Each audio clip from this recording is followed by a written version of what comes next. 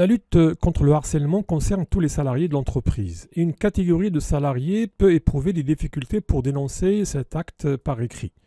L'enjeu est donc d'accompagner ces victimes à rédiger une lettre de dénonciation et dans ce tutoriel, vous apprendrez précisément comment le faire en créant une activité de H5P appelée structure strip ou bande structurée dans la thématique et comment écrire une lettre de dénonciation d'un acte de harcèlement au travail. Je vous laisse avec l'assistant vocal et je vous retrouve à la fin de ce tuto. Ce modèle est créé pour accompagner une victime à bien rédiger sa lettre de dénonciation destinée aux autorités judiciaires et ou à l'employeur. Elle comprend une bannière qui permet d'insérer un titre et d'améliorer l'ergonomie de cette activité. Plus bas, on peut lire une instruction qui permet à l'apprenant de savoir ce qu'il a à faire. Ensuite, il y a les sections qui forment le squelette ou le découpage thématique qui permet à l'utilisateur de mieux organiser sa réflexion. Chaque section est partagée en 2 cellules. La première décrit une instruction précise de ce qu'il faut faire à cette étape. La deuxième, en blanc, est un champ de saisie que l'utilisateur remplira en fonction de l'instruction qui est donnée.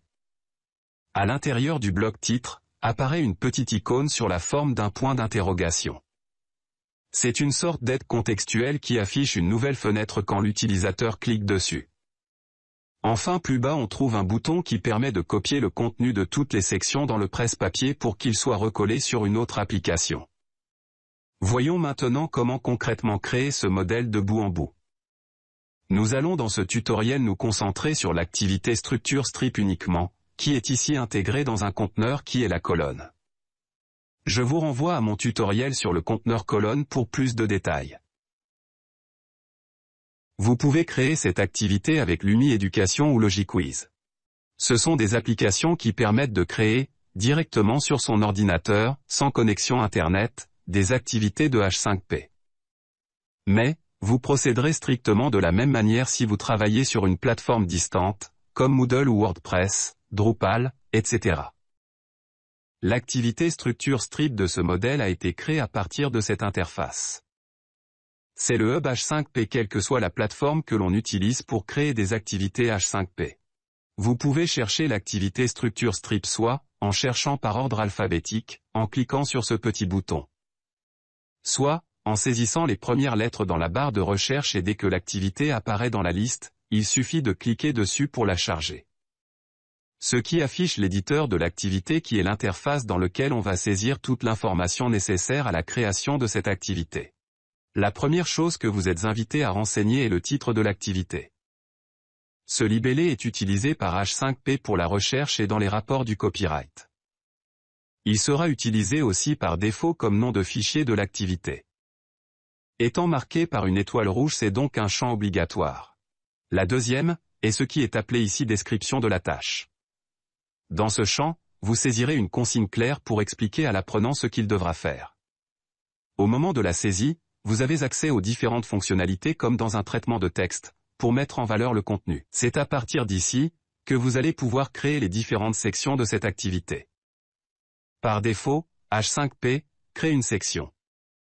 Comme on le disait tout à l'heure, une section est composée de 2 blocs, un bloc de titre et un autre dans lequel l'apprenant saisit ses données. Le libellé que vous allez saisir dans titre est celui qui apparaîtra dans le bloc à gauche. Donc, donnez un titre significatif qui explique clairement ce que l'apprenant devra saisir comme information à cette étape. À l'intérieur du bloc titre, apparaît une petite icône sur la forme d'un point d'interrogation. C'est une sorte d'aide contextuelle qui affiche une nouvelle fenêtre quand l'utilisateur clique dessus. Le contenu de cette aide est donc essentiel pour l'accompagnement de l'apprenant. Vous pouvez y inscrire des tâches précises, des exemples, des modèles, des indices, des formules, etc. Bref, tout ce qui pourra être utile à l'utilisateur à cette étape. Lors de l'utilisation, l'apprenant pourra ainsi copier le contenu de cette aide et le coller s'il le souhaite dans le champ de saisie. Une bande de structure est composée de parties ayant des tailles différentes. Ici, on vous demande de saisir un chiffre qui va définir la taille de cette section. Ceci va déterminer aussi le nombre de caractères que l'utilisateur pourra saisir dans cette section.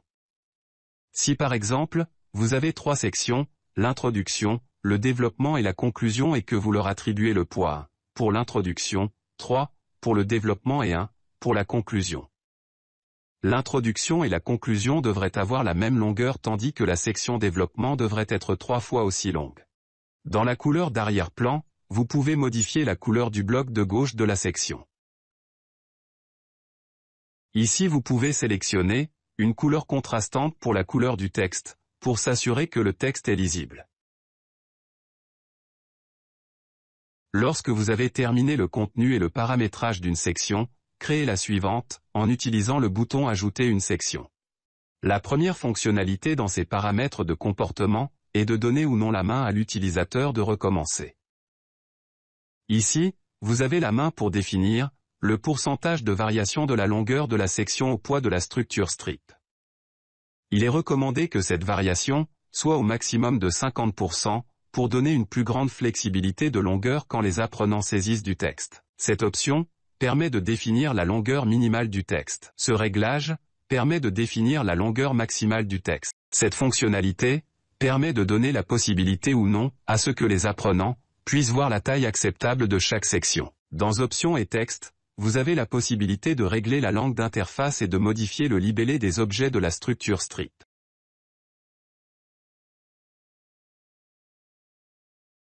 Enregistrez votre travail. Par défaut, votre fichier prendra comme nom par défaut le nom de l'activité que vous avez saisie tout à l'heure en créant l'activité. Bien évidemment, vous avez la possibilité de le modifier ou de le changer. Visualisez le résultat de votre travail, il devrait logiquement ressembler au modèle présenté en début de ce tutoriel. Pour partager ce support avec les apprenants, vous pouvez l'exporter en un seul fichier HTML. Cette solution est bien pratique, parce que ce fichier peut être envoyé, en fonction de sa taille, par mail, par WhatsApp, etc. De plus, ce type d'export permet d'utiliser l'activité sans connexion Internet. Je vous invite à regarder mon tutoriel sur l'utilisation de l'UMI. Cette option d'export, appelée un fichier HTML et plusieurs fichiers multimédia, vous permet de mettre en ligne sur un site distant le dossier exporté, qui comprend un fichier index et un dossier des ressources nécessaires, pour que le support fonctionne normalement. Pour partager ce travail, il suffira alors d'envoyer le lien aux apprenants ou d'insérer son adresse URL dans un autre support. Cette solution est très utile, parce qu'elle permet de mettre à jour le contenu directement dans le site d'hébergement. Dans cette dernière option enfin, vous avez la possibilité d'exporter selon la norme SCORM, qui permet d'empacter votre contenu afin de le partager dans une plateforme LMS. Vous avez pu voir l'intérêt pratique de l'activité structure strip de H5P. Elle peut accompagner l'apprenant à rédiger un contenu en lui fournissant des instructions claires afin qu'il s'y conforme. Ce qui peut le rassurer, surtout lorsqu'il s'agit d'un contenu à fort enjeu, comme ici le thème du harcèlement en entreprise. Je vous laisse donc deviner les opportunités énormes de cette activité pour accompagner les personnes, en particulier celles qui sont en difficulté d'écriture, à organiser les informations et les idées pour rédiger un contenu. Je vous dis à très bientôt.